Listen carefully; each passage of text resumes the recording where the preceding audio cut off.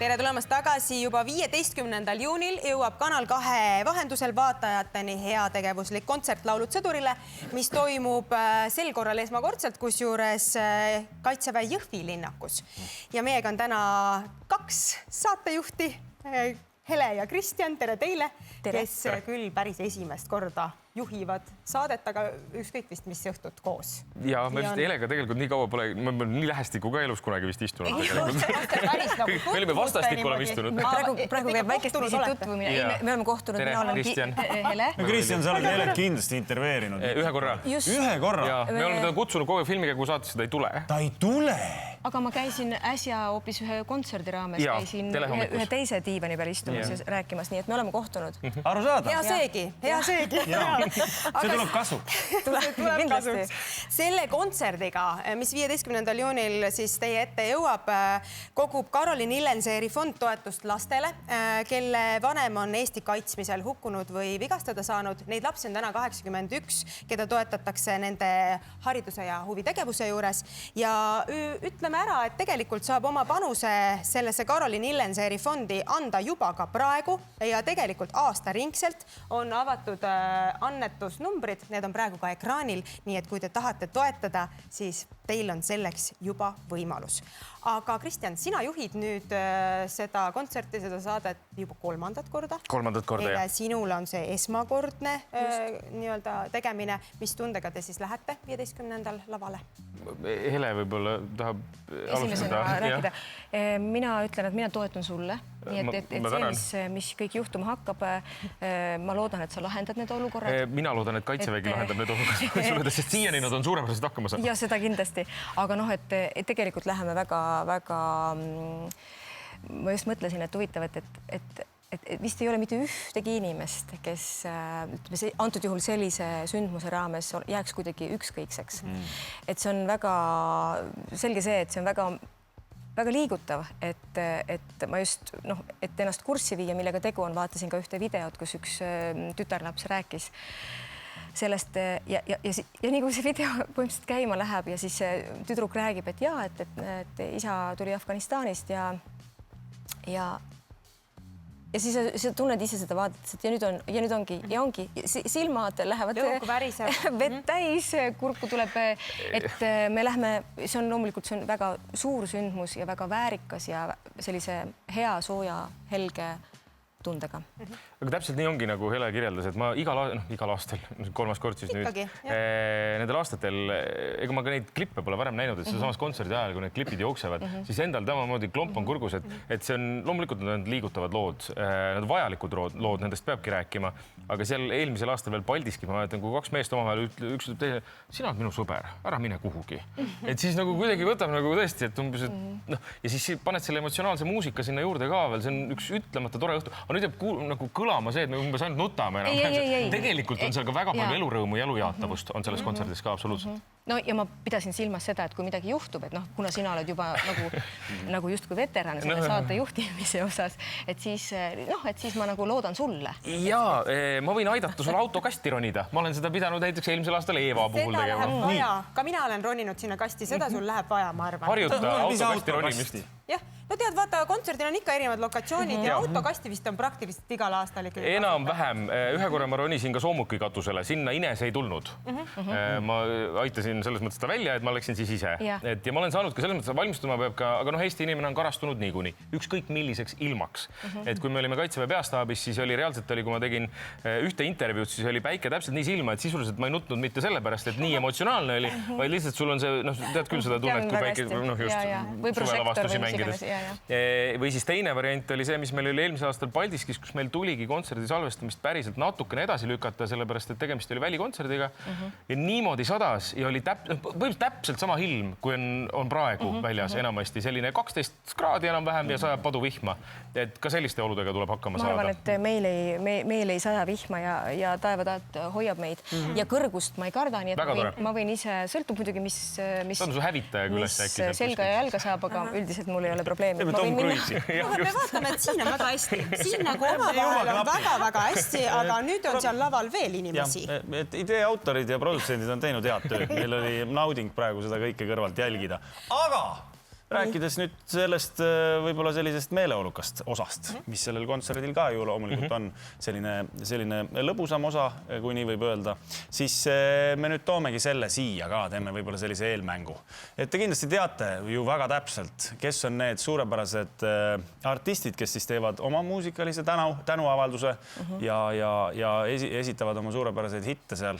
Teil on nad kõik peas, eks ole, te teate suurepäraselt nende elulugusid ja kõike fakte nende kohta, sellepärast, et saate ju peab teadma. Hele aitab laulmisega. Te oskate kõiki neid laule, eks ole. Ja meie Ma ei olnud valmis selleks. oleme lihtsalt, ütlen, peaaegu, et nende kõigiga täna ühendust võtnud. Nii tõesti on ja teie ülesanne ongi lihtsalt nüüd hakata ära arvama, kellest konkreetselt käib jutt. Saatejuht Hele hakkas kohe vett ruttu jooma, vaatas Kristjanile otsa, aga Kristjanit puhtaks. Oota, ma lihtsalt võtan, et mul on siin varuks ka auhinnad. Ja meil on ka auhinnad. Me võistleme omavahel või kellegi vastu või ei? Omavahel. Te võistlete omavahel. Kes esimesena jõuab kellukest vajutada, vastab ja vastab õigesti, saab auhinna. Väga tore. Nii, aga head sõbrad, me hakkame pihta. Kellest jutt? Aasta 2026 ja küsimus kõlab. Kes jõi Afganistanis kollast jooki ehk aviaatorite õlut ehk kollaseks värvitud piiritust? Kas Mihkel, Anne või Stefan? Oota, ma küsin korra nii palju, et te helistasite neile ja nad ise ütlesid, et nad on seda teinud, jah? Jah, nii on, jah. Ja nii. Hele, nii kiirem oli praegu Hele. Mina arvan, et Stefan. Stefan ei ole seda mitte kunagi teinud. Küll aga ta on nagu läbipaistvat meie piiritust meie saates tarbinud ja toonud. Aga see ei ole praegu oluline. Ma kiidan Hele valikut sellepärast, et ilmselt oleks Stefan kõige loogilisem olnud. Minu meelest ka. Noh, Anne välistaks. Vastupidi, mina lähen just kõige nagu loogilist teed pidi. Ehk siis Mihkel oleks lihtsalt väga loogiline valik. Mina ütlen siis Anne. Lihtsalt sellepärast, et see on nagu nii nagu kastist välja. Mihkel ei saaks see ju olla tegelikult. No ma mõtlen ka. Mõnes mõttes. Mihkel ei tarbi. Anne on õige vastus ja auhinnaks sulle on Anne Veski Võta minu laul. Mul seda veel ei olnudki. Sul ei olnud seda? Mul seda veel ei olnud. Punkt kirjas. Pärast võime koos Helega kuulata kuskil seda. Seal oli selline lugu, et Anne käis Afganistanis esinemas ja õhtul oli kohalikus ohvitseride majas pidu ja seal sai siis seda värvitud morsiga jooki tarbitud ja inimesed jäid ka purju. Ta ütleb otse välja. Aga seal oli mitte Anne. Inimesed jäid purju, aga mitte Anne. Kunagi Anne. Aga seal oli ka tervislik eesmärk, et kes tarbis ei jäänud kollatõppe. Nii et see tappis ka nii-öelda siis baktereid. Ja, igal juhul. Liigume edasi. Järgmine küsimus teile. Olge väga tähelepanelikud. Kes järgmistest inimestest visati lapsena skaudilaagrist välja? Kas Hanna-Liina, Mihkel või Uku? No ma läheks loogika põhjal. Ja aga ennem tuleb kella vajutada. Ma annan sulle vihje. Ei, ma räägin.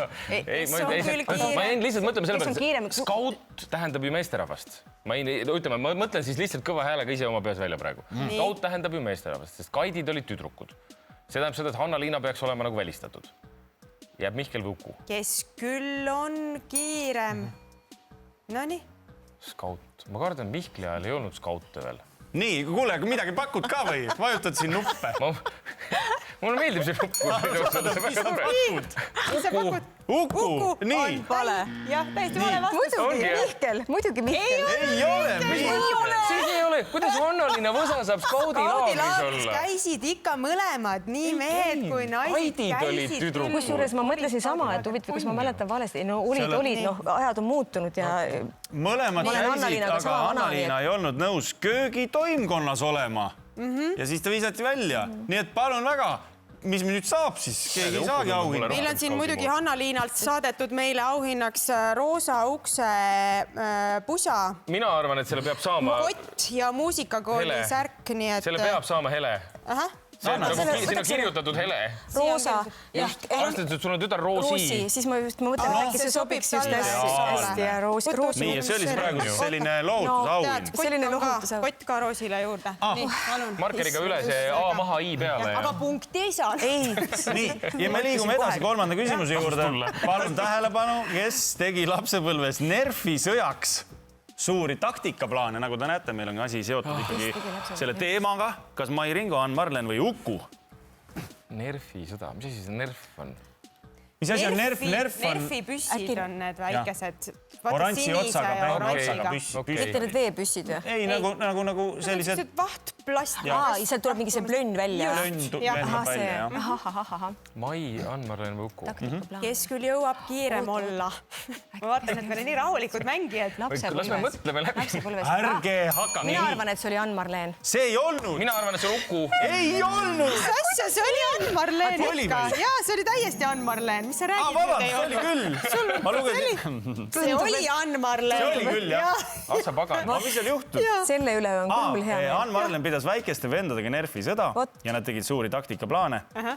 Ja pärast oli jube tüütu neid kuule kokku. Ma olen väga suur Ann-Marleeni fänn, mul väga meeldib see särk. Aga sina seda ei saa. Sina oled ka suur fänn. Mulle ja siia lähevad veel. Oota, praegu siis Elel läks hästi. Elel sai punkti hea kirja. Tegelikult on 1-1 praegu. Liigume kiirelt edasi. Ja, kes andis 2 järjestikust kontserti 500-le eesti keelt mitte rääkivale sõdurile? See peab olema Anne. Nii, ja mis sina, Hele, arvad? Mis mina arvan? No see peab olema Anne. Ei ole! Vastus.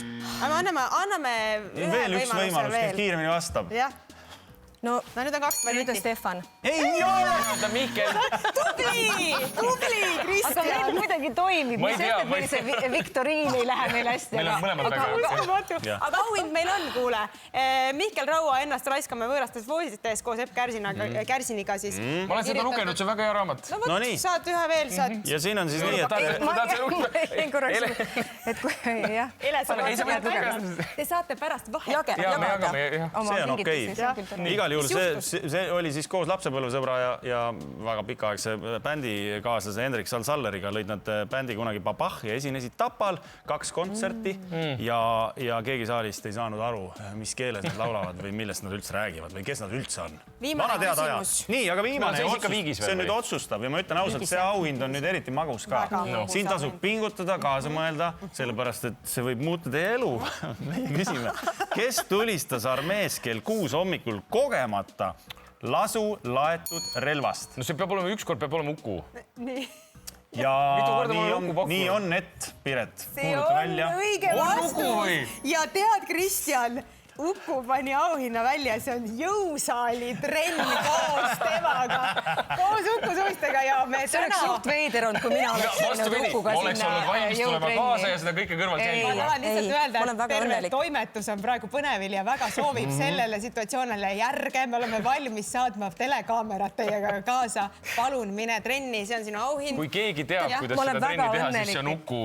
Et sina lähed tõesti. No nii, jääme ootama siis eraldi saates sellest, kuidas see trennis läheb. Kas ma võin ka võttemeeskonnaga tulla piiluma? Absoluutselt. Ma arvan, et see võikski olla avanik üritus. Sa võid. Ma ostan meile latet kaasa ja jälgime seda kõike sealt samast kõrvalt. Väga tore.